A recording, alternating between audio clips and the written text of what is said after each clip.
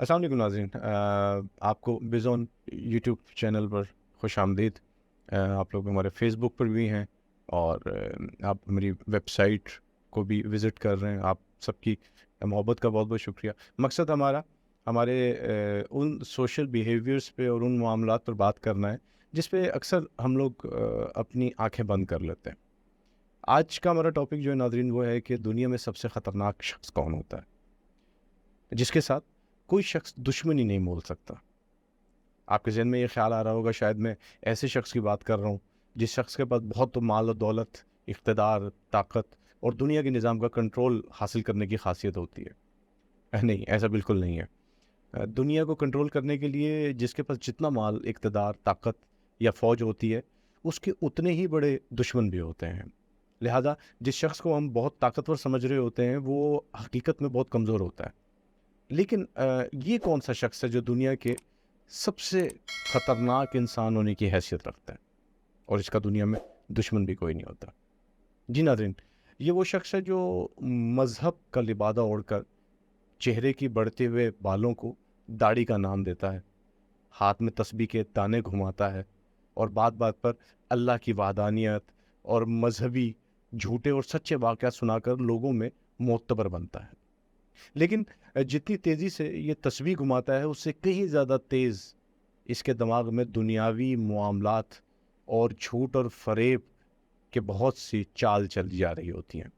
جتنے زیادہ اللہ کی وحدانیت کے قصے اپنے آپ کو یہ معتبر کرنے کے لیے لوگوں کو سناتا ہے، اس سے کہیں زیادہ یہ ملعون ابلیس کا چیلا ہوتا ہے۔ یہ لوگوں کو شرم اور حیا کا درس دیتا ہے، لیکن اس کی آنکھ خود حیا سے خالی ہوتی ہے۔ ناظرین، ہمارے معاشرے میں ایسے ہزاروں لاکھوں لوگ ہیں جو دین کا لبادہ اوڑھ کر جھوٹ، بے ایمانی، بدکاری، فریب، منافقت اور اس کے ساتھ ساتھ چغل خوری اور لین دین کے معاملات میں گڑبڑ کرنا، غرض یہ کہ اپنے تمام معاملات میں یہ فریبی ہوتے ہیں۔ اور اس میں جو سب سے اہم بات ہے وہ یہ کہ اس کا تعلق صرف مرد کی جنس سے نہیں ہوتا، عورتوں میں بھی اس کی تعداد کہیں زیادہ بڑھ جاتی ہے اور یہ ان مردوں سے زیادہ خطرناک ہوتی ہیں۔ اب سوال یہ ہے کہ یہ خطرناک کیوں ہوتے ہیں؟ کیونکہ یہ وہ بدذات لوگ ہوتے ہیں ناظرین جن کی باطنی حقیقت کھلنے پر ان سے ظاہری طور پر متاثر ہونے والے لوگ دین یا کسی بھی مذہب سے دور ہو جاتے ہیں۔ اب سوال یہ پیدا ہوتا ہے ناظرین کہ یہ خطرناک کیوں ہوتے ہیں؟ کیونکہ ناظرین یہ وہ بدذات لوگ ہوتے ہیں جن کی باطنی حقیقت کھلنے پر ان سے ظاہری طور پر متاثر ہونے والے لوگ دین یا کسی بھی مذہب سے دور ہو جاتے ہیں۔ ناظرین، آپ غور کیجئے اس بات کے اوپر کہ کسی کے لیے بھی اس کا دین یا اس کا مذہب اس کے کپڑے ہوتا ہے، اس کا اس پہ اعتماد ہوتا ہے، اور اگر وہ اعتماد ٹوٹ جائے تو وہ برہنہ ہو جاتا ہے۔ ناظرین، یہ خطرناک کھلاڑی یہ سب کچھ تو کر رہے ہوتے ہیں لیکن یہ ایک بات بھول جاتے ہیں کہ اگر دنیا میں ان کا کوئی دشمن نہیں، لیکن ایک طاقت کا سرچشمہ ایسا ہے جو ان کا سب سے بڑا دشمن ہے اور آخرت کے دن ان کو کیفر کردار تک پہنچائے گا۔ جی ہاں، وہ ذات ہے اللہ کی۔ ناظرین، اللہ نے قرآن میں بڑا خوبصورت ارشاد فرمایا ہے، وہ اپنی چالیں چل رہے تھے اور اللہ اپنی چال چل رہا تھا، اور اللہ سب سے بہتر چال چلنے والا ہے۔ ناظرین، اگر ان آپ پہلے دو جملوں کے اوپر اگر اس بیان پہ غور کریں تو آپ کو پتہ چلے گا کہ اس میں ماضی کی بات ہو رہی ہے، یعنی جب وہ اپنی بھیانک چالیں چل رہے تھے تو اللہ اس وقت ان کی چلی ہوئی چالوں کا انتظام کر بیٹھا تھا۔ اور آخری جملے میں آپ غور فرمائیں تو آپ کو پتہ چلے گا کہ اس کا تعلق حال کے ساتھ ہے، اور اللہ نے یہاں مظلوم کو خوشخبری سنا دی ہے کہ سب سے بہتر چال اللہ ہی چلنے والا ہے۔ مطلب ظالم کے ظلم کی چال کا نتیجہ ماضی میں بھی ان کی ہار ہوتا ہے اور حال میں بھی ان کی ہار ہوتا ہے، اور مستقبل قریب میں ایسی چال چلنے والوں کے لیے یہ عبرت کا نشان ہوتا ہے۔ پس قرآن کے مطابق ثابت ہوا، اپنے دشمنوں کی چالوں سے پریشان مت ہوا کرو، بے شک تمہارا رب سب سے بہترین چال چلنے والا ہے۔ تو ناظرین، زندگی میں ایسے لوگوں سے شدید گریز کیجیے جو آپ کو عبادتوں کے ڈھونگ سنا کر متاثر کرتے ہیں اور پھر نتیجے میں ڈنگ مارنے کا ہنر رکھتے ہیں، اور ایسے لوگوں کے اوپر خاص توجہ دیجیے جو انتہائی قیمتی ہیں، جن کو معاشرہ تذلیل اور ذلت کی نگاہ سے دیکھتا ہے، کیونکہ یہ وہ لوگ ہوتے ہیں جو معاشرے میں عزت بنانے کی خاطر کم از کم دین اور مذہب کا لبادہ نہیں اوڑھتے، وہ جیسے اندر سے ہوتے ہیں ویسے ہی باہر سے ہوتے ہیں۔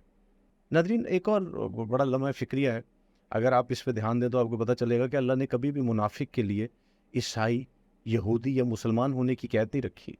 منافقین ایک الگ مذہب اور برادری ہے، ان میں عیسائی بھی ہو سکتے ہیں، یہودی بھی ہو سکتے ہیں، مسلمان بھی ہو سکتے ہیں۔ ان کی اللہ نے ایک منزل واضح کر دی ہے، جو کہ بڑے ہی تفصیل سے سورہ نساء کی آیت نمبر 145 146 میں اللہ تعالیٰ نے واضح طور پر پیغام دیا ہے۔ منافق تو یقیناً جہنم کے سب سے نچلے طبقے میں جائیں گے۔ ناممکن ہے کہ ان کا کوئی مددگار پالے، ہاں جو توبہ کر لیں اور اصلاح کر لیں اور اللہ تعالیٰ پر کامل یقین رکھیں اور خالص اللہ ہی کے لیے دینداری کریں، تو یہ لوگ مومنوں کے ساتھ ہیں۔ اللہ تعالیٰ مومنوں کو بہت بڑا اجر دے گا۔ ناظرین، آپ اس آیت میں ذرا غور کیجئے، اس میں بڑی غور و فکر کی بات ہے۔ اللہ نے منافقین کی اوقات جہنم جیسی بدترین آزمائش میں بھی سب سے نچلے درجے پر رکھی ہے۔ اب یہاں سے اندازہ لگا لیں کہ اللہ کو منافقین سے کس قدر نفرت ہے، اور بلکہ کہا جائے تو ایک براہ راست دشمنی ہے، اور اس سے اگلے کلام میں رونگٹے کھڑے ہو جاتے ہیں انسان کے، کیونکہ قرآن پاک کلام اترا ہے حضور پاک صلی اللہ علیہ وسلم سے، اور حضور پاک صلی اللہ علیہ وسلم سے اللہ پاک کیا فرما رہے ہیں کہ ناممکن ہے کہ تو ان کا کوئی مددگار پالے۔ ناظرین، اللہ تعالیٰ یہ بات وجوہ کائنات سرور کونین حضور پاک صلی اللہ علیہ وسلم سے فرما رہے ہیں۔ آپ اندازہ لگا لیں کہ حضور پاک صلی اللہ علیہ وسلم سے بڑی سفارش کس کی ہو سکتی ہے، اور ان کی سفارش کے بغیر کسی کا بھی کیا حال ہو سکتا ہے۔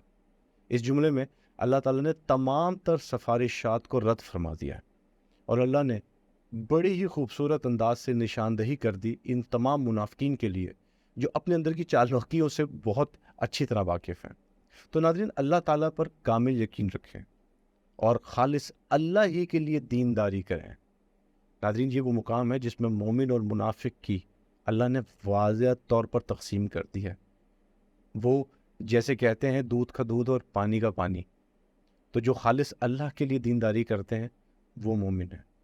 اور بہت ہی خوبصورت انداز سے ایک ہی جملے میں حضرت علی کرم اللہ وجہ نے فرمایا، مومن وہ ہے جس کی تنہائی پاک ہو، وہ مومن ہے، اور جن کی تنہائیوں میں غلاظتیں ہوں اور دنیا والوں کے سامنے آ کے وہ متقی اور پرہیزگار بن جائیں، یہ ہیں وہ منافق جن کے لیے خاص اجر اللہ نے جہنم کے سب سے نچلے طبقے میں رکھا ہے۔